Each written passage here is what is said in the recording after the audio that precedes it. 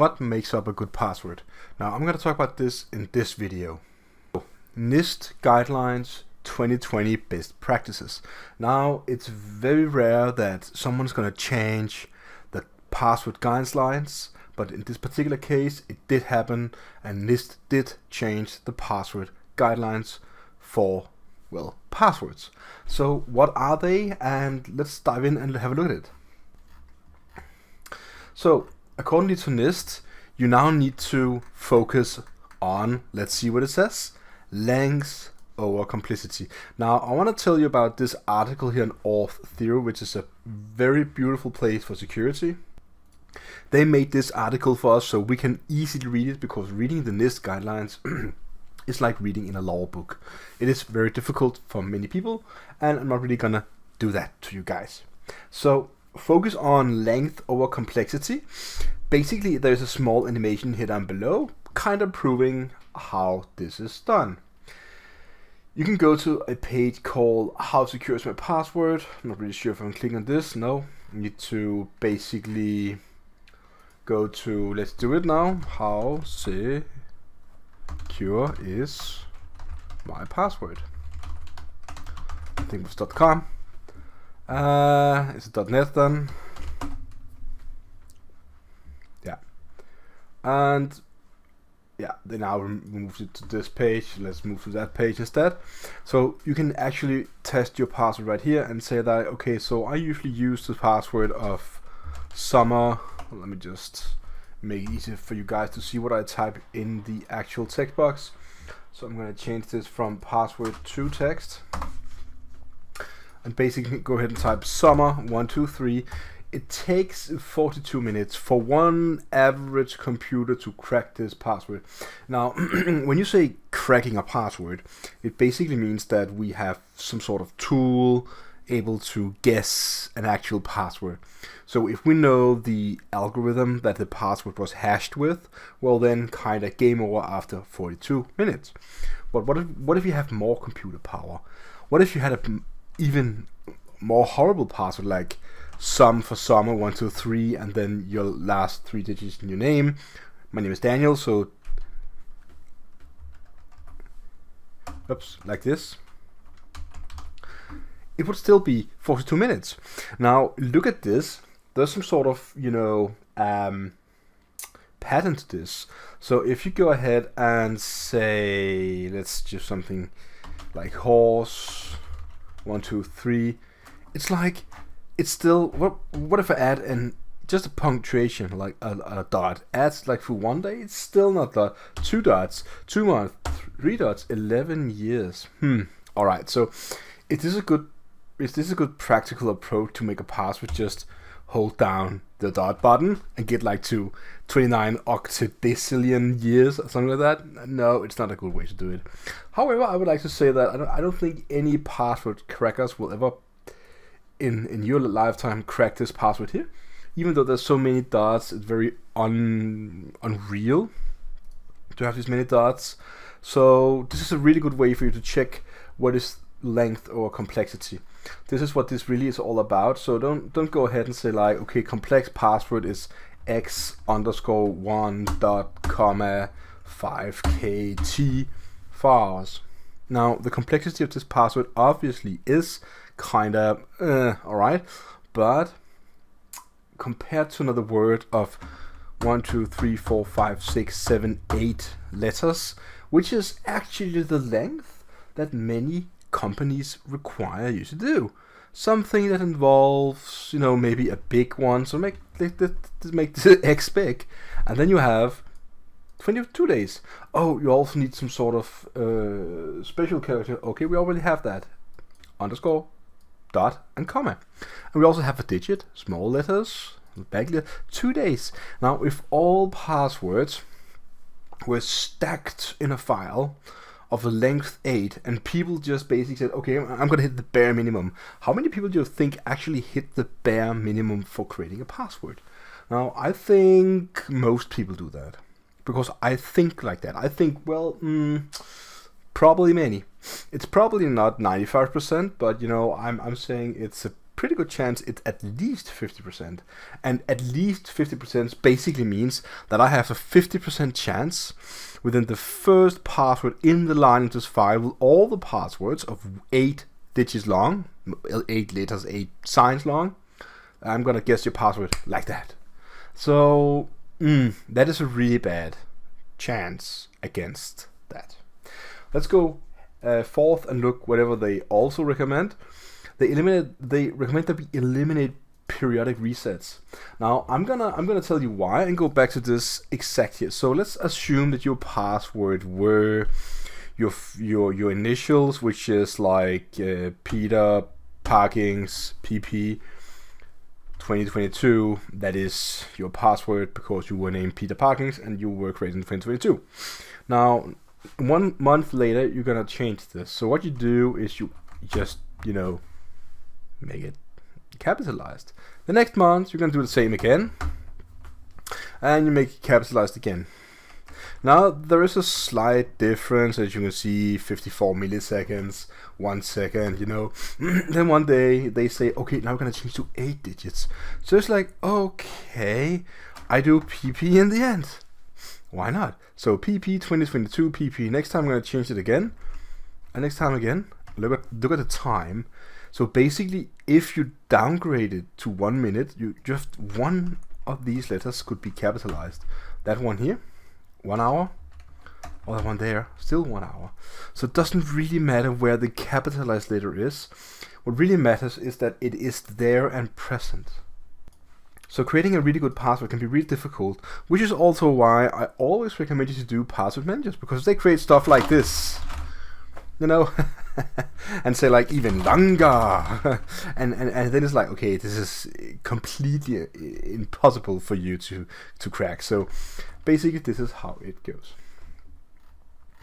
Alright, so it says like enable show password while typing. Now I actually did that here. I changed the HTML formula to do text. However, in like a user scenario case, they don't do it like that because it is kind of considered as advanced knowledge. I know you're watching my video thinking, but it wasn't advanced. Well, I guess to like 99% of the whole population of the globe, yeah, probably is, maybe 95, I don't know. So make a small button you can click on, or maybe not a button, but it will like a check mark or something like that in HTML saying show my password, disable my password, because people are gonna spend too much time thinking about what was my password, and if they cannot see it, what they type, it's really difficult to remember, because we remember by looking with our eyes, feeling with our fingers. I think I remember I put my finger on the P the first time, and then I remember it was 1. But if you ask someone, what is your password? You will actually find that many people's response would be, I need to type it before I can remember it. And this is a very interesting thing. If you cannot see it, it can be even more difficult to type it, which is why you should eliminate that. Allow paste in, yeah, because really, you're gonna think like this. If your computer is compromised, well, does it really matter if you have a file there on your desktop with a password? I'm just saying you should probably not have a password file on your desktop, but let's just look at it. It's more safe having a file on your desktop stating your password that you can copy paste your 65 long whatever jumble password into the formula and press login, than actually just having something stupid as summer123. All right. Yeah. Use breached password protection, which is a service that you can need to have some sort of subscription for it, or some really good programmers that's gonna check for passwords that are already breached, and that's gonna be stuff like dictionary words, repetitive SQL strings, and password taken in prior security breaches. That is going to be a blacklist. So there's going to be some work there. Don't use password hints, because password hints is the most stupid thing ever. So let's assume you have this password here, and you say like, okay, so I can remember my password, but I do remember the email for the headmaster. Okay, and the headmaster called Dumbledore. A double dose password is like, the password hint is, there are many of them, and the evil man is among them. It's a Horcrux, right? So it's like, password hints is like a substitution for the password. It can never be as good as the password. It's easier to break the password hint because it is actually an easier way to get access to the account. Think about it this way. Alright, so let's move to the next one. I think it's also about to hit limit password attempts. Now, yeah, what you're gonna do is basically say, if someone is trying to log into the account called Brian with the password of what, and they fail 3 times. Then you can say, from this particular IP address and this account, you could give it like, 2 minutes timeout. Now, what happens if you're in a building and the malicious attacker is inside the building, and the whole building that uses the same IP address, which is what they do, right? It's locked out. So no one with that particular user and the IP which is inside the building can log in. Now, yes, that is a problem, but you cannot really get away from it. You could try and do something with, user agent from the browser, whatever version, whatever thing that might, try to identify. You can even put a cookie on the machine. You make it do whatever, do many things to try and stop the attacker, which is why limit password attempts is a great thing. Don't ever just block on the IP, because that's going to lock out the whole building. Use MFA, yeah, and you're going to think about it as a multi-factor authentication. So you log in and you're going to provide extra verification that you are you. So it could either be something like a password, something you have, like you have some sort of app on your phone and you do something and you get some sort of password or PIN, or something you are, like biometrics, iris recognition, finger recognition, fingerprints, something like that, which is really good. So when it comes to all this, we are back again to the idea. NIST password guidelines. Is this I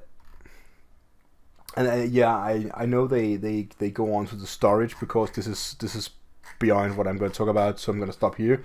Is really giving you a thing to think about, because ask your boss, would you actually periodically make the employee change the password?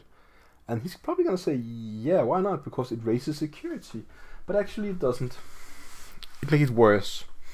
And if you try to explain it to your boss, they might say, nah, you're wrong. But in reality, you need to rethink it. The strategy is better. Focusing on long passwords, focusing on having a password manager. I know you're gonna ask, what can I do if I forget the password to the one account that actually have access to the password manager? Well, yeah, I know, then you're in deep S in some way, but there's always a way to get access to it, and that is really what this should be focused on. I prepared a small script here. It's a small Python script. I didn't write it, so credit to Raphael Vallet, who wrote this back in 2018 in Python 3. Basically, it's a small password brute force mechanism, and I'm not really going to go through the code, just basically that we have a password here. It's called brute force, because we're trying to brute force the actual password Sunshine. How long does it take for this computer? And this is a virtual machine. I gave it like 4 cores or something and 16 gigabytes of RAM. It's quite a lot, I guess, for a virtual machine to give it that amount. But let's just see how long does it take to actually brute force the word Sunshine. And what we're doing for the first one is comparing the most common passwords and first names, which are 2 different files that are downloaded from the internet. And basically we can go ahead and do that and say that is the top 12,000 standard passwords. And what you're basically going to do is just say, is your password inside this file? Then why even guess it? It is there, so we can just use it. But it doesn't really work like that on a web page, because then it got some encryption of it, or some hashing or something like that. But just for sending the clear text, because you don't send You do not try and brute force your way through using hashed passwords. You try and use whatever password in clear text you can have. If you already have the hash of the password, it's basically your own machine speed, which is like 1-to-1 in speed, you know, theoretically speaking. So it's really fast. I have a 12th generation i7 Intel processor with 64 gigs of RAM. And I have a really good gaming motherboard, and I have the 3070 graphics card RTX. So if I use some program to utilize all my power I have, I'm pretty sure I can brute force a lot of passwords every minute. So let's try with another password. Basically go into the file and say, whoops, not that one, no.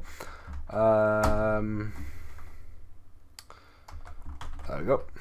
I went to the right one here. And then instead of sunshine, let's just do...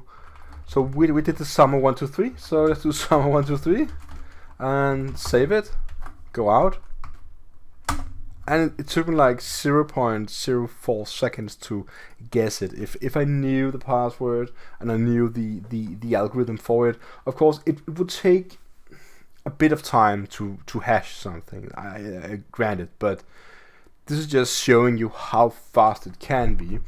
So maybe you're gonna say like, okay, so I'm gonna use some numbers instead. Yeah, okay, so I'm gonna do like, this is my password. Jimble jumble numbers. No one's gonna guess that. Well, yeah, I did, like in 0.63 seconds. That is how fast computer can do it.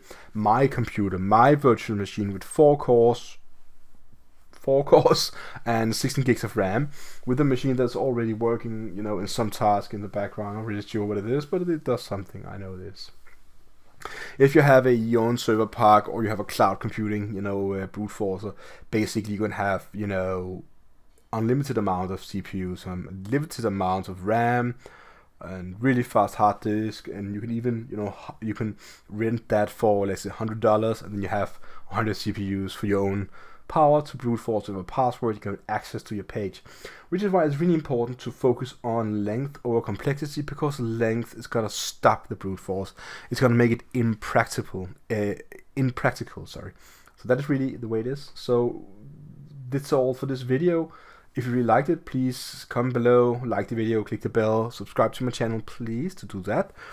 Click subscribe, and you're gonna get notifications for my new videos. So until next time, take care.